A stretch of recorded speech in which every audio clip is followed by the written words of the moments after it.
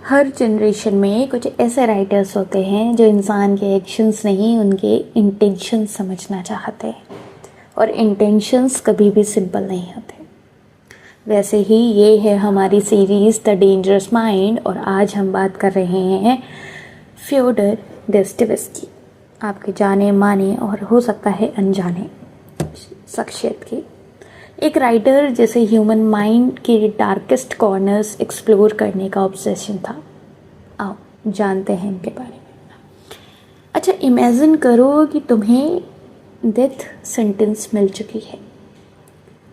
तुम्हें एक वॉल के सामने खड़ा किया जाता है, आंखों पर पट्टी बांधी जाती है और तुम लास्ट प्रेयर बोलते हो। तुम वेट करते हो तो बस गन शॉट का, लेकिन लास्ट सेकंड पर पनिशमेंट कैंसिल हो जाती है। तुम्हें एक सेकंड लाइफ मिलती है।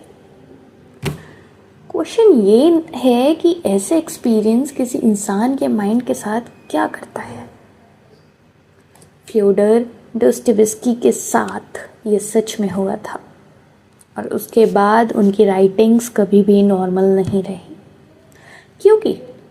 क्योंकि दोस्तोयेवस्की के लिए लाइफ सिर्फ सर्वाइवल नहीं रही, लाइफ एक साइकोलॉजिकल एक्सपेरिमेंट बन गई। उनके बारे में जाने तो उनका जन्म रशिया में हुआ था और उनके फादर स्ट्रिक्ट थे, टेम्पर हार्श था, घर का एनवायरनमेंट टेंस था, और यंग दोस्तोयेवस्की सेंसिटिव था, ऑब्जर्वेंट था, और उसको एक ही चीज़ फैसिनेट करती थी, वो थे ह्यूमन कॉन्ट्राडिक्शंस, कि कैसे एक इंसान अच्छा होकर भी बुरा हो सकता है, काइंड होकर भी क्रूअल हो सकता है, कैसे एक इंसान पूजा पाठ करके भी पाप कर सकता है। ये डुअलिटी उनको डिस्टर्ब करती थी, और डिस्टर्ब होने से उनका इच्छुक होना जायज़ था। अच्छा, क्या इंसान सच में नेचुरली अच्छा होता है, या सर्कमस्टेंसेस उसे डेंजरस बना देते हैं। बात कर रहे हैं हम 1849, जब दोस्तोयेवस्की को अरेस्ट किया गया। क्राइम ये था कि इंटेलेक्चुअल डिस्कशन था, पॉलिटिकल रीडिंग ग्रुप। गवर्नमेंट को लगा ये डेंजरस आइडियाज़ स्प्रेड कर रहा है, इसको डेथ सेंटेंस दे दिया गया। एग्जीक्यूशन ग्राउंड पर ले जाया गया, प्रिजनर्स लाइन में खड़ा किया गया, लास्ट प्रेयर्स हुई, लास्ट थॉट्स आए, और फिर सडनली अनाउंसमेंट होती है कि punishment changed, execution cancel. Instead उनको रखा गया साइबेरियन प्रिजन में 4 साल, 4 years हार्ड लेबर। सोचो कि जब तुम डेथ को इतना पास से देख लो तो लाइफ का मीनिंग चेंज हो जाता है। दोस्तोयेवस्की के लिए हर मोमेंट इंटेंस हो गया, हर इमोशन एम्पलीफाइड हो गया। अच्छा, अगर तुम्हें पता हो कि लाइफ कभी भी ख़त्म हो सकती है तो तुम कैसे जियोगे, बताओ। वही बात करें कि प्रिजन के बाद उनकी लाइफ इजी नहीं है।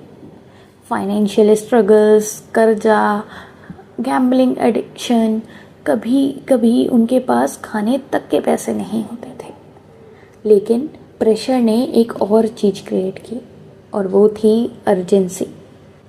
अर्जेंसी जिससे उन्होंने नॉवल लिखना स्टार्ट किए, वो भी एक्सट्रीम डेडलाइंस पर, जैसे राइटिंग सर्वाइवल बन गई हो। अच्छा, कैसे कभी कभी डेस्परेशन क्रिएटिविटी को डिस्ट्रॉय नहीं करता है, बल्कि इंटेंसिफाई कर देता है ना। वहीं बात आई उनकी most famous novel crime and punishment. Story एक यंग मैन की है जो बिलीव करता है कि एक्स्ट्राऑर्डिनरी लोग रूल्स के ऊपर होते हैं, और वो मर्डर कमिट करता है। लेकिन यहाँ पे ट्विस्ट मर्डर नहीं है, ट्विस्ट है guilt, psychological torture, constant paranoia, inner conflict. Dostoevsky कह रहे थे कि सबसे बड़ा पनिशमेंट जेल नहीं होता, माइंड होता है, कॉन्साइंस होता है। अच्छा, क्या इंसान अपने आप से सच में बच सकता है? ये सवाल कभी आपके दिमाग में मंडराया है क्या, कि क्या इंसान अपने आप से सच में बच सकता है? वहीं डॉस्टोयेव्स्की का डेंजरस आइडिया सिंपल था कि अगर इंसान बिलीव करे कि वो मॉरली सुपीरियर है, कि अगर इंसान भरोसा रखे कि वो मॉरली सुपीरियर है, तो वो कुछ भी जस्टिफाई कर सकता है। वायलेंस भी, क्रूएलिटी भी, सेल्फ डिस्ट्रक्शन भी। उन्होंने विलेंस को मॉन्स्टर नहीं बनाया, उन्होंने विलेंस को ह्यूमन बनाया।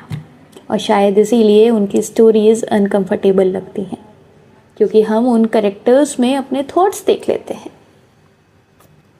अच्छा, क्या एविल एक एक्शन होता है, या एक जस्टिफिकेशन होता है, या बस एक रोल?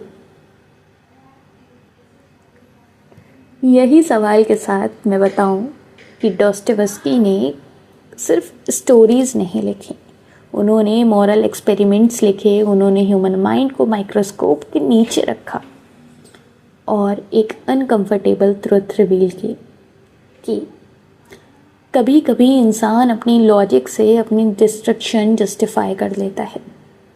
फ्योडोर दोस्तोयेव्स्की, एक राइटर जो क्रिमिनल्स को समझना चाहता था, क्योंकि शायद हर इंसान के अंदर एक डेंजरस थॉट होता है और थॉट एक्शन बनने में ज़्यादा टाइम नहीं लेता।